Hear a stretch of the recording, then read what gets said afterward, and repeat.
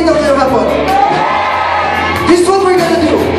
Naalala niyo ba yung story ng mga Israelites when they circled around the wall of Jericho for ilan? 6 days? And then on the 7th day, anong ginawa nila? They shouted. They shouted, and then what happened? The walls of Jericho came crumbling down.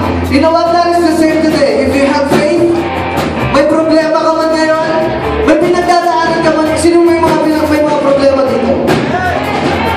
Aminin. Lahat ng may mga problema, magsabi amen. Problema yung sarili, problema yung ugali, problema yung sitwasyon.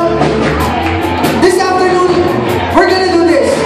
I'm gonna count to 3, bibilang ako ng 3, and then with faith, gawin natin ang may pananampalataya, okay? Makinig kayo. We're gonna shout the best shout that we can give this afternoon. Handa ba kayo sumigaw? Ganun naman po sa'yo. We're gonna do this with faith. At kung may pinagpe-pray ka man, kung may pangangailangan ka man, kung may pinagdadaanan ka man, then as you shout with faith, and the best shout that you can give, once you shout it, watch the walls of Jericho in your life to fall down. May problema ka man, may depression ka man, amen, maniwala kayo, and give it your best, and with faith, do it. Shout for your freedom. Shout for the glory of the King. Shout for your redemption. Amen. Are you ready to shout? Are you ready to shout? Here we go. 1, 2, 3, shout!